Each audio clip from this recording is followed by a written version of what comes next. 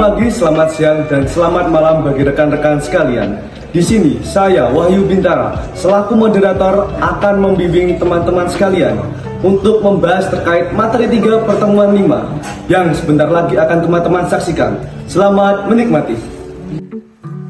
Baik, di sini saya sebagai penyaji akan menyampaikan beberapa poin-poin penting yang saya dapatkan dari video tersebut. Yang pertama adalah ganti rugi diharapkan produktif dan membantu kesejahteraan masyarakat meski hasilnya belum sepenuhnya terrealisasi.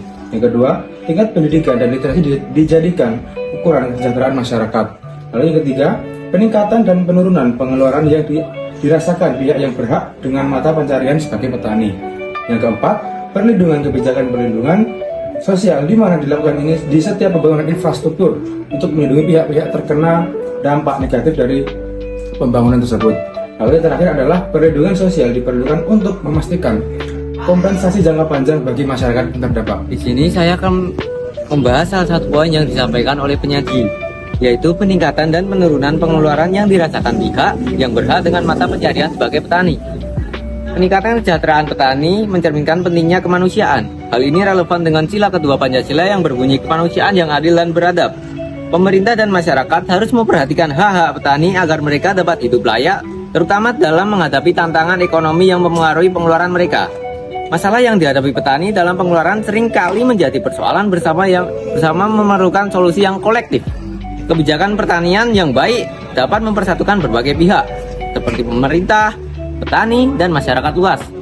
Hal ini kembali relevan dengan sila Pancasila, yaitu sila ketiga yang berbunyi Persatuan Indonesia. Dalam meningkatkan kesejahteraan petani dan menjaga stabilitas ekonomi nasional, pengeluaran petani yang tinggi atau penghasilan yang tidak memadai harus menjadi perhatian dalam mencapai keadilan sosial. Kebijakan yang mendukung petani seperti subsidi atau bantuan bisa menjadi bentuk realisasi dari sila kelima Pancasila. Memastikan distribusi sumber daya dan kesempatan yang adil bagi mereka yang terlibat dalam sektor pertanian. Baik, saya selaku pembahas kedua atas nama Muhammad Kafi Zaki, saya akan mengambil poin dari penyaji, yaitu mengenai tentang perlindungan sosial, di mana ini dilakukan di setiap pembangunan infrastruktur untuk melindungi pihak-pihak yang terkena dampak negatif dari pembangunan tersebut. Saya mendapatkan 3 poin penting di sini yang berkaitan dengan Pancasila.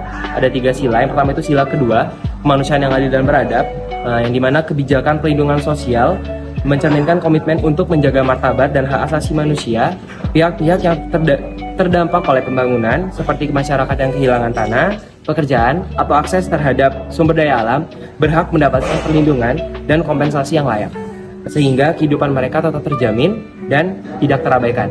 Kedua itu sila ketiga tentang persatuan Indonesia. Dalam setiap pembangunan infrastruktur, penting untuk menjaga persatuan dan harmoni sosial.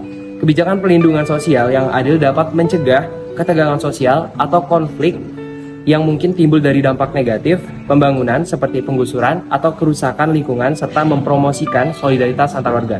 Yang terakhir itu sila keempat, kerakyatan yang dipimpin oleh hikmat kebijaksanaan dalam permusyawaratan perwakilan, yang dimana proses pembangunan infrastruktur yang melibatkan konsultasi dan musyawarah dengan masyarakat terdampak menunjukkan penghormatan terhadap aspirasi dan kepentingan bersama. Kebijakan perlindungan sosial harus dibangun berdasarkan dialog dan keterlibatan aktif dalam semua pemangku kepentingan untuk mencapai solusi yang adil dan berkelanjutan. Baik, tanggapan saya dari pembahas 1 dan pembahas 2 adalah sangat relevan dari poin-poin yang dapat saya sampaikan dan sudah dijelaskan oleh pembahas 1 dan pembahas 2 dengan sangat terperinci. Mungkin itu saja apa yang dapat kami sampaikan. Semoga materi ketiga pertemuan 5 ini dapat teman-teman pahami dengan jelas dan dapat menginspirasi kita semua. Saya sebagai moderator ingin mengucapkan terima kasih dan sampai jumpa di pertemuan selanjutnya. Wassalamualaikum warahmatullahi wabarakatuh.